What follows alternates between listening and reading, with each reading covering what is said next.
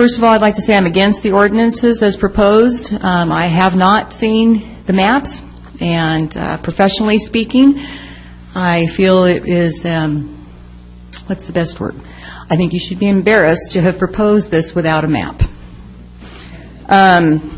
It's just not done in any city government that I've ever been exposed to with these kind of ordinances that you're proposing.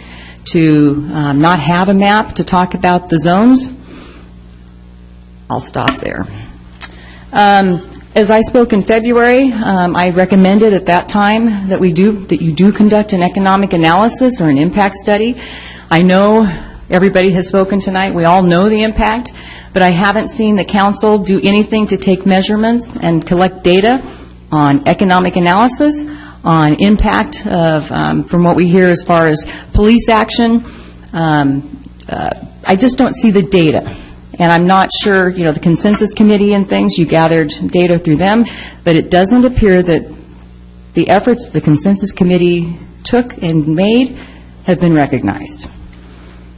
The process that the city attorney discussed and detailed seems complicated and arduous, and it just seems almost fruitless if you're in that position.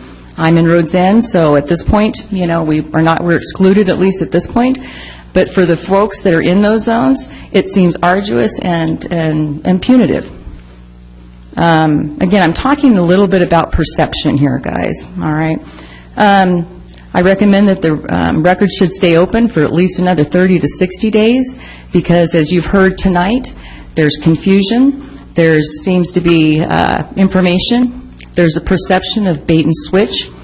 It just doesn't seem like everything is laid out appropriately for you guys to make an informed decision, even though this has been carried on for a great length of time. I was not going to speak tonight. I really wasn't. I felt like you have heard my position. But when we started talking about conflict of interest, I felt I needed to sign in. One of the positions I hold right now is I'm chairman of the board for a nonprofit. When I have meetings and when we're in meetings and there is something that is a conflict of interest for myself, I remove myself from discussions and from voting. I guess I was a little surprised. I mean, I understand, there's a variety of positions that people hold in the community, but no matter what my position, if I had a conflict of interest, I removed myself from those votes. Because no matter what bias, and even Mayor, the example that the woman gave earlier in regards to what could have been said to somebody whose house was being shown, we have to make good judgments, and that displayed a perception of personal bias. So, and in parting, I would, on a personal, and I'm putting my Vice President of Human Resources hat on, I'm sorry, but I'd like to recommend that the city attorney refrain from making comments such as whatever when somebody speaks up about a bias. I think that was extremely unprofessional. Thank you.